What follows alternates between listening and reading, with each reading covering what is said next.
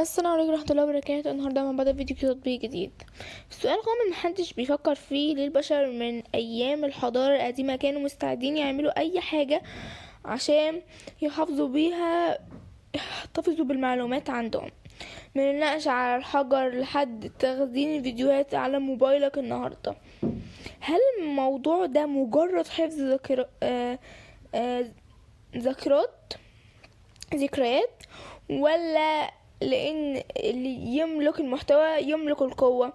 استنى لاخر الفيديو لان هجاوبك السؤال ده.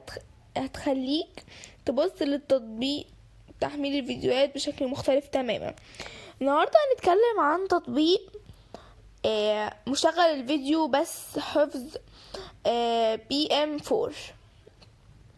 التطبيق ده بص يا بطل، احنا عايشين في عصر السرعة، والناس بقت بتستهلك الفيديوهات اكتر ما اي وقت فات، لدرجة ان الانسان عادي بيتفرج ساعات طويلة يوميا على محتوى.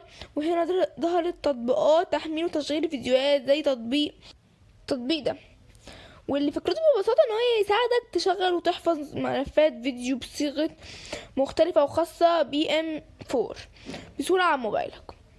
اول ما تفتح التطبيق هتحس ان معمول عشان يخطف انتباهك بسرعة. زرار كبير، الوان جذابة، وكلمة CFE متكررة في كل مكان. كان التطبيق بيقول: ما تقلقش، الفيديو عندك خلاص.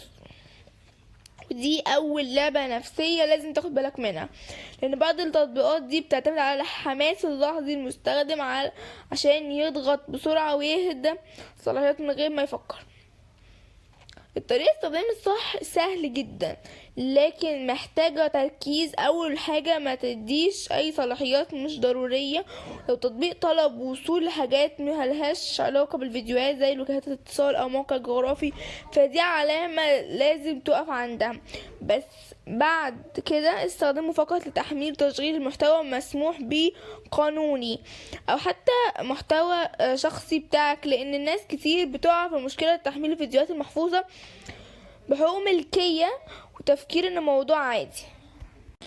ميزة بقى اللي ناس كتير اتفقت عليها ان في التعليقات ان سريع نسبيا في تشغيل الفيديوهات بوجه الاستخدام بسيطة. حتى اللي مش فاهمين في التكنولوجيا، بعض المستخدمين قالوا ان التطبيق مفيد جدا في حفظ المقطع المشاهدة بدون انترنت، وده نقطة قوية فعلا، خصوصا للناس اللي النت عندها محدود او ضعيف.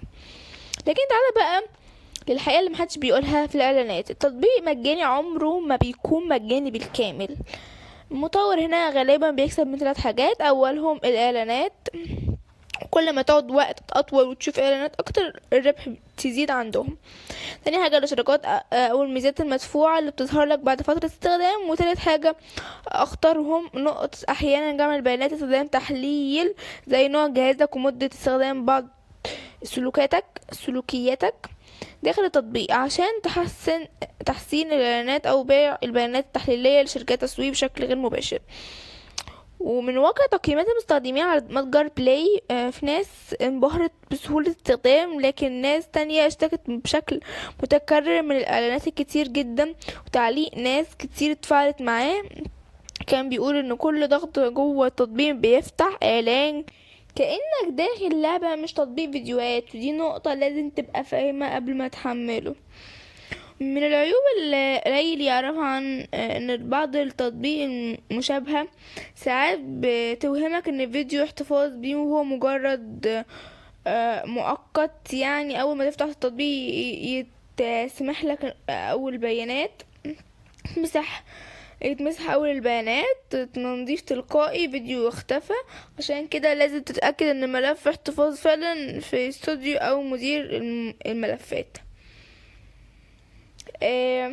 نصيحة ذهبية هنا: ما تنبهرش بكلمة فيري، لان احيانا انت منتج حقيقي مش المستخدم لقراءة الاذونات رغبة استهلاكك البطارية، وهتشوف هل التطبيق فعلا بيقدم قيمة ولا مجرد إمكانية للإعلانات منتكرة في شكل أداء مفيدة. والفيديو دلوقتي نرجع اللي بدأنا بيه الفيديو. سؤال: ليه بشر من زمان كانوا بيحتفظوا بالمعلومات او على المعلومات؟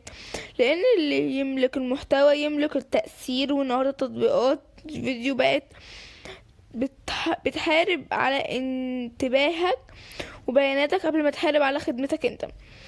لعق الاسلوب ده في كشف اسرار التطبيقات وعالم التكنولوجيا. اعمل لايك واشترك في القناه وفعل الجرس، لان الفيديو الجاي ممكن يوفر عليك وقت وفلوس ومعلومات محدش بيقولها لك غيري انا. بس كده، سلام.